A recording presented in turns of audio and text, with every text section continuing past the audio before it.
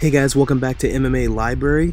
In today's MMA and UFC news, Anthony Smith was on the MMA Hour with Ariel Helwani on Monday and took a shot at Prochazka and Teixeira in what most would call one of the greatest back-and-forth wars of all time. Smith was critical of both fighters' performances, calling them awful. He made reference to fight IQ and the many instances of giving up positions and opportunities in the fight. To be honest, I think both of those guys had the worst performances of their life at the same time. Wow. Because I really do. For the first time, Glover looked a little old. For the first time in a while. Yeah. That's not the Glover I got. Right. That's not the one Thiago Santos got. Right. You know, I don't know who that guy was, but fortunately for him, I think Prochazka had one of the worst performances he could have possibly had too.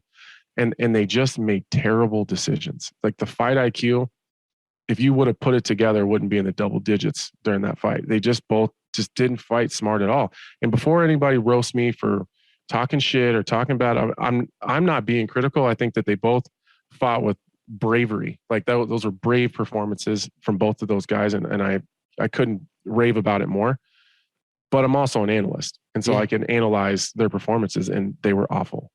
As far as the X's and their coaches are not happy. I'll tell you that. So from an excitement standpoint, like watching it couldn't have been fucking better. Right. But as far as like the technical stuff that went on, it was all bad.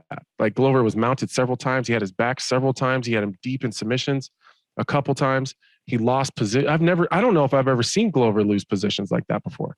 Because I know that Jiri Prochazka, the deficit between those two guys in the grappling department is huge. Nevertheless, while many disagree, it'll be interesting to see Smith work his way back up to a title shot in a potential fight with either fighter. Only time will tell. What do you think about Anthony Smith's comments on the main event at UFC 275? Tony Ferguson fires back at Dana White because he thought Dana called him washed up.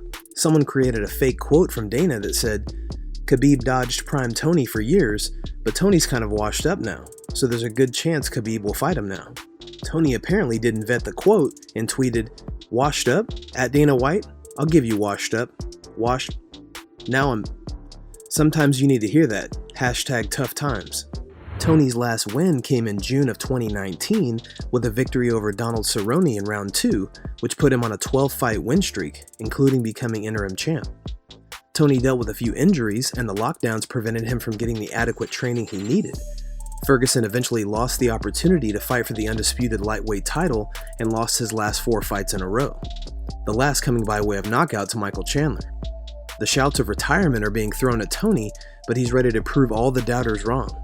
What do you think? Should Tony hang it up, or does he have enough left for a title run? Michael Bisping was recently on btsport doing a recap of UFC 275 and calls out the judge that gave the fight to Valentina Shevchenko, scoring at 49-46. I agree. I'm slightly confused with the rounds. I thought Santos clearly won round 1 and 2. I thought 3 was a round up for debate, but regardless, we're on the same page. Maybe I'm getting mixed up, Mike. It's 4 a.m. here. Maybe I'm getting mixed up with one of the rounds. No, I was going to say, one of them, regardless. Yeah. The final result is, I also believed it should have been 30-27 at the end of round 3. And I thought, well, Schevchenko needs a finish.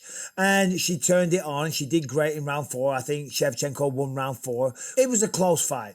But if I had to score it, I would have gave it to Santos. I would have done. However, I'm not going to sit here and disrespect the champ. She's the pound for pound, in my opinion, greatest female fighter on the planet. It was a close fight. It was a close fight. Now, I do want to throw whoever the judge was under a bus that scored it 49-46 for Shevchenko, 4-1. 4-1? Are you out of your goddamn mind? There's no way that fight was 4 rounds to 1. But either way, listen, Taila Santos said it best on the microphone. She said, "I'm young. I'm going to come back." And I believe that based on that performance, there's a good chance she'll be a champion of the world one day. Henry Cejudo also disagreed with the decision and had Santos winning the fight 3 rounds to 2. Here's his live reaction to the decision being read. What? He scores it. 48-47, Santos. And Clemens Werner scores the contest. 49-46 for the winner by split decision. 49-46. And still. What the heck? 49-46?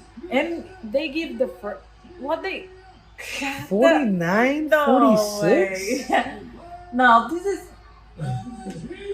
no. That's crazy. No, That's robbery, man. No. That's not cool, man. No.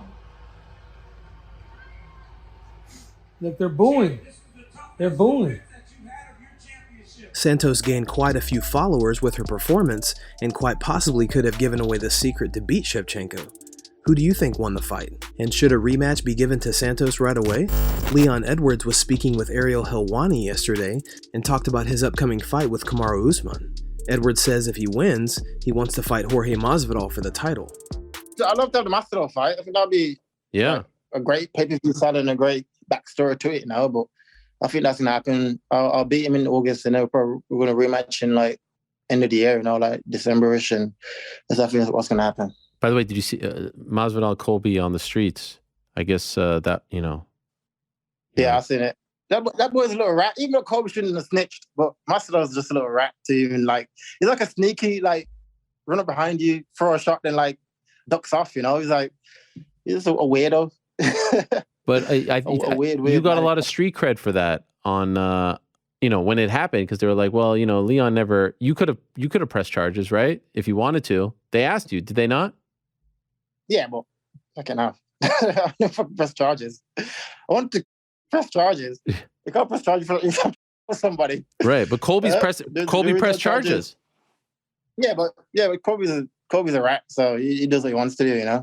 We're from two different environments and from two different mentalities. Respect, Leon. The two have quite the backstory, with Jorge leaving in the middle of a post-fight interview and throwing punches at Leon unexpectedly. Leon hasn't forgotten, and he's already planning for his first title defense. The recipe. Let's talk about that opening sequence. Maybe not. If you shot, hey, come over here, say to my face.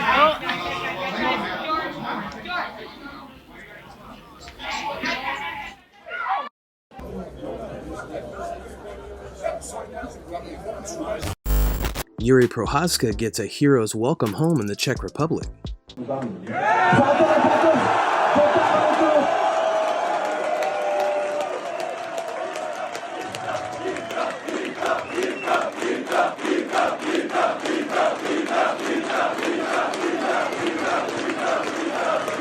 Jak ti vypadá hezky, že jo, na to, jaký to byl máč.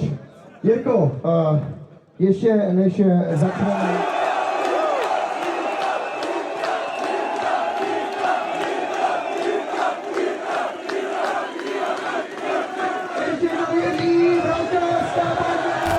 Guys, thanks so much for checking out MMA Library. If you like the content we do here on this channel, please like and subscribe for all the latest MMA and UFC news. We'll see you in the next video.